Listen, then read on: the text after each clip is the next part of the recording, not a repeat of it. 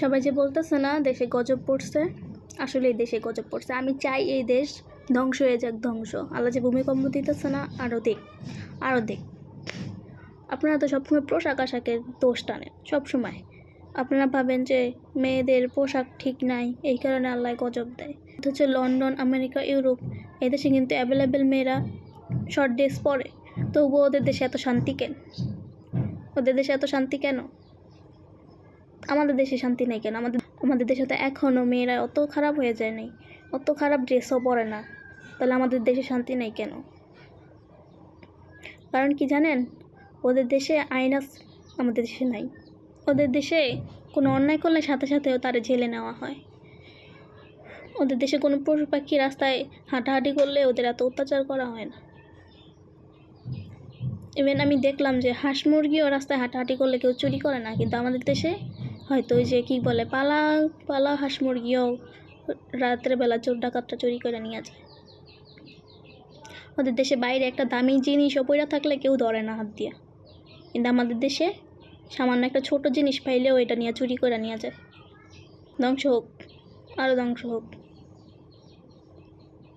যেই দেশে প্রেগনেন্ট বিড়ালরে ফাঁসি দেওয়া হয়, পুরো 7টা বাচ্চা মেরে ফেলা হয়েছে, বিড়ালের চোখ উপড়ে ফেলা হয়, কুকুরের চোখ উপড়ে ফেলা হয়, বিড়ালরে খাঁচায় বন্দি করে আগুনে পোড়ায় দেওয়া হয়।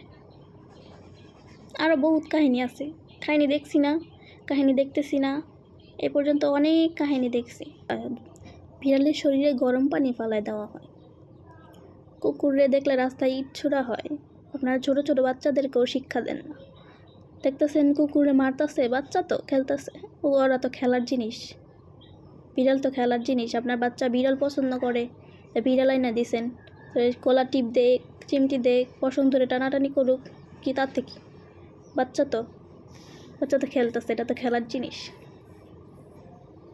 বাচ্চা শখের জন্য বিড়াল আইনা দেন, 2 দিন পরে বিড়ালটা বাচ্চা দেয়, তো বাচ্চা সহ নিয়ে ফালাই দিয়ে আসেন। সব পশু পাখি তো বনে থাকে, কিন্তু কুকুর বিড়াল আল্লাহ কেন মানুষের আশেপাশে রাখছে? তোদের জন্য। আল্লাহ ওদের পাঠাইছে যেন পরিবেশ দূষণ না হয়। তোরা যে মজার মজার খাবার খাইয়া ফালাস রাস্তাঘাটে, এগুলো যাতে পরিষ্কার থাকে, পরিবেশ দূষণ না হয়, এই কারণে আল্লাহ বিড়াল কুকুর পাঠাইছে, তোদের জন্য পাঠাইছে। আর তোরা তো নতুন খাবার তো দেসই না, আইসা খাবারগুলো ওদের কপালে চটে না।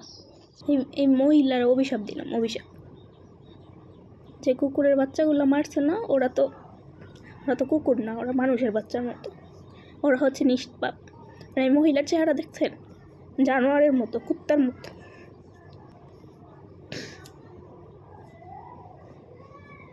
এই মহিলা এখনও কেন বাইরে হাঁটাহাঁটি করতেছে? একটা দেখলাম বিড়ালের গলা কাইটে ফালায় দেওয়া হয়েছে, ওই মহিলারও কোনো বিচার হইল।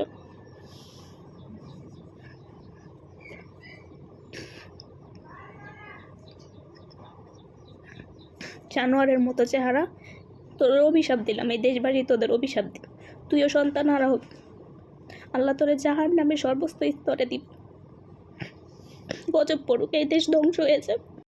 শুধুমাত্র একজনের যদি শাস্তি দেওয়া যেত, কঠিন শাস্তি, দেখতেন সব সোজা হয়ে যেত, সব সোজা হয়ে যেত। কিন্তু আপনারা তো শাস্তি দিবেন না, আপনারা তো শাস্তি দিবেন না। যে দেশে দর্শনের বিচার হইতেই অনেক টাইম লাগে, সে দেশে তো পশু পাখির বিচার কি? পশু পাখি তো কথাই বলতে পারে না, অবলা। ওরা আবার কি, ওদের আবার বিচার লাগে নাকি?